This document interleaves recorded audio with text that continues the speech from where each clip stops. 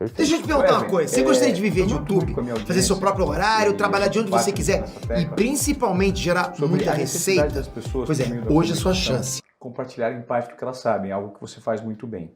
Hoje existe no mercado uma quantidade muito grande de pessoas que detêm um conhecimento muito grande sobre determinado tipo de assunto e não necessariamente conseguem, por meio da comunicação, compartilhar. E acaba sendo um desperdício, principalmente do impacto que você gera no meio. Isso está muito vinculado ao medo de você falar em público. Uma pesquisa realizada em 2015 nos Estados Unidos, com 3 mil pessoas, apontou que a maioria, ou seja, 41%, nomearam qual que é o maior medo que vocês têm. E o medo de falar em público apareceu como, inclusive, um medo maior do que o medo da morte. Porque quando você fala em público, você coloca todo o seu capital social em risco construído durante toda uma vida, durante toda uma jornada. E nós somos, na nossa linha evolutiva, seres sociais que dependem, nós somos dependentes da aprovação do meio. Necessariamente, ninguém vive sozinho e está pouco se lixando. E aí a gente lança a luz sobre o medo de julgamento. O medo de julgamento é o que bloqueia essas pessoas. Porque o julgamento alheio de forma negativa pode fazer com que esse capital social que você construiu durante toda uma vida, ao falar em público, ele seja perdido. E aí muitas pessoas, no Japão, muitas pessoas se suicidam, grandes executivos que cometem erros, são descobertos e tal. Então a vergonha é tão grande que as pessoas preferem morrer. Então isso a gente interpreta também por uma situação de falar em público. Muitas pessoas têm medo de falar em público. Eu tenho várias ferramentas que eu aplico para as pessoas para tentarem acabar com esse medo. E a primeira delas é você dar o primeiro passo. Então você tem medo de dar uma palestra? Vamos falar então 15 segundos, 30 segundos eventualmente para um público, para você mesmo, para 2, 3 pessoas e analisar que você pode. Não é tão complicado e tão complexo assim. Eu queria que você me desse o ponto de vista do cérebro que acontece quando uma pessoa se expõe a situações públicas e quais são as operações que acontecem ali atrás que impedem elas de darem um primeiro passo. Assim, Ivan, a gente primeiro tem que entender como que veio esse medo, tá? E isso é muito importante, cara, e muito legal. E a gente até conversou sobre as ferramentas que você usa, e olha como tem muito amparo neurocientífico por trás das suas abordagens. O medo de falar em público, primeiro, nós somos sim animais sociáveis. A gente precisa de uma comunidade para viver. Embora nós também somos animais que temos uma capacidade bem criativa de criar grupos e dividir os grupos sociais entre nós e eles. Sim. Por exemplo, um roedor, um camundongo, ele sabe se você é irmão, meio-irmão, primo, pai ou mãe dele só pelo cheiro. Ele cheira e identifica se você é do grupo dele ou não. Ou se você é um invasor. A gente não consegue fazer isso, cheirando as pessoas. A gente tem a capacidade de atribuir o quão parente alguém é de nós, o quão familiar alguém é de nós, por meio das nossas capacidades intelectivas e cognitivas. Então, esse é um ponto primário de conversa. A gente precisa de grupos, a gente precisa de pares, a gente precisa viver em meio social e a gente tem uma capacidade de criar uma fronteira entre o que é nós e o que é eles. Obviamente, quando você vai se expor para eles, seja lá quem for, digamos que você é um São Paulino e você vai dar uma palestra para palmeirense.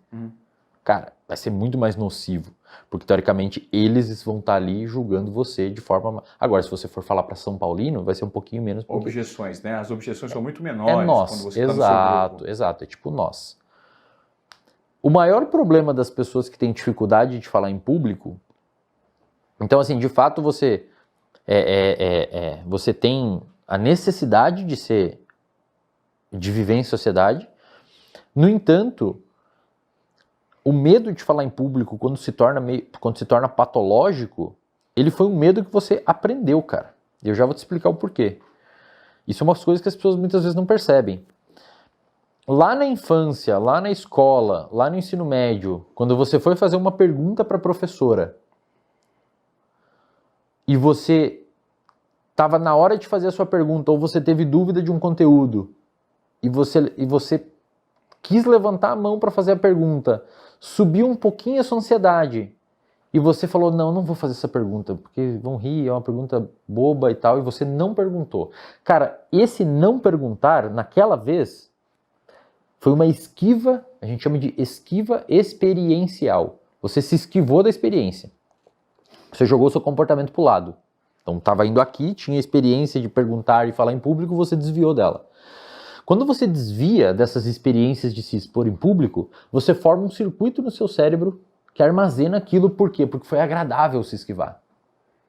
Lá atrás não se expor ao risco. Lá foi agradável, foi gostoso. Por quê? Porque você não precisou enfrentar um estresse. E ponto. Só fazer um contraponto rápido. E o oposto também é verdade. Quando você teve a vontade de fazer a pergunta, enfrentou aquela ansiedade, aquele medo e deu certo, o resultado foi positivo. No outro dia você pergunta de novo. Você tem um estímulo. A sua professora falou assim, pô, parabéns pela pergunta, muito legal a discussão que você levantou. Cara, no outro dia você não vê a hora de chegar à aula para perguntar de novo, porque reforçaram o seu comportamento. Perfeito. Só que aí que tá, você se esquivar também é reforçador, porque você tirou um perigo da sua frente. Então, a partir de agora, você formou um circuito no seu cérebro. Você formou um circuito no seu cérebro que vai reforçar a esquiva depois de novo. Então você não teve um problema de lidar com aquele estresse ou aquela ansiedade, você tirou ele de jogo, isso reforça o seu comportamento, já que você se livrou daquilo, reforça o seu comportamento de continuar se esquivando. Então da próxima vez que tiver a possibilidade de falar em público, você já tem um circuitinho fraquinho ainda no seu cérebro, bem pequenininho, um circuito bem pequenininho, que vai ligar lá. Então, começou a aumentar a ansiedade, você lembra, não, mas da outra vez eu fiz isso daqui e foi agradável, então eu vou fazer de novo. E, cara, aí você começa a se esquivar.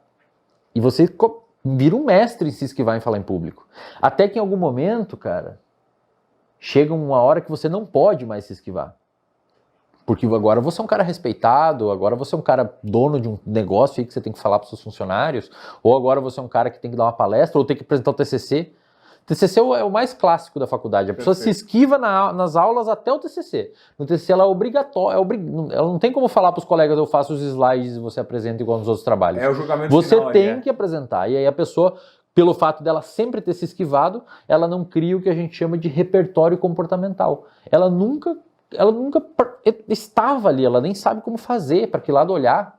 E aí, cara, a ansiedade vai no teto, assim, ó. E a maneira de você romper com isso é justamente o reforço positivo de um hábito oposto. Você tem que se expor. Ou colocar em prática. Não tem jeito, cara. Estímulos mínimos, dando o primeiro passo. Ou seja, vamos se expor numa pequena escala, para essa escala aos poucos, por meio do seu reconhecimento. Dá bom dia pro caixa do supermercado. Fala com o porteiro. Você sempre passou reto no porteiro. Por quê? Porque se esquiva é gostoso. Não vou dar bom dia para ele hoje não, porque daí tem que lidar com essa situação social. E é complexo, você tem que... Se você tá triste, você tem que fingir estar feliz. E uma pessoa envergonhada, Eslen, essa é a pergunta que eu tenho para você, que eu gostaria de ouvir o seu ponto de vista sobre isso. Uma pessoa que tem isso, esse comportamento repetitivo, durante toda uma jornada de vida, é possível que ela mude 100% a partir de novos estímulos, ou sempre ela vai preservar esses circuitos pré-estabelecidos na cabeça? Vamos supor que o meio passe a ser um meio super estimulante agora, para que ela passe a falar em público, e para que ela passe a deixar de ter essa vergonha, ser o centro das atenções, porque o meio vai fomentar. E existe um treino nisso. Aquele circuito pré-estabelecido, ele deixa de ser relevante ou não? Não, ele pode ser reutilizado de outra forma. Se o ambiente muda, a pessoa tende a mudar. É claro que as experiências passadas vão influenciar o comportamento dela, mas agora vão influenciar num contexto diferente. Então, por exemplo, uma pessoa que muitas vezes foi sempre muito agressiva, no bairro, na adolescência, etc. Então ela tem um comportamento de ser agressiva. Aí ela virou policial. Agora, o comportamento dela vai continuar sendo agressivo, mas muitas vezes, dependendo do ambiente que essa pessoa estiver, pode ser um comportamento, sei lá, salvando uma família, alguma coisa, pode ser um comportamento agressivo num contexto, em algum momento, num recorte funcional, talvez. Uhum. Ou, sei lá, muda. Para você ter um exemplo, assim, o ambiente, quando o ambiente muda, mas assim, o ambiente, quando eu digo, são vários níveis de ambiente, tá? Desde ambiente intracelular, extracelular, sistêmico, nessa sala, em São Paulo e no Brasil, o ambiente, são vários níveis de ambiente. Uhum. Por exemplo, em 1800 e uns quebrado, o exército mais temido do planeta eram os suíços. Os caras eram um terror. Hoje eles não fazem mais guerra, sei lá quantos anos, sabe? Inclusive, se bota exército suíço, os caras hoje tem até uma foto que a galera tira sarro, eles estão pelados na neve correndo, porque não tem o que eles fazerem, não tem guerra. Sim. Então, mudou o ambiente, mudou o contexto, muda o comportamento das pessoas. Uma pessoa que sempre foi, digamos assim, disfuncional a vida toda e se formou circuitos de disfuncionalidade, se você muda o ambiente que essa pessoa está vivendo e os estímulos que ela está recebendo, o cérebro é plástico. O cérebro vai se moldar aquilo que você está oferecendo para ela. Então você consegue mudar.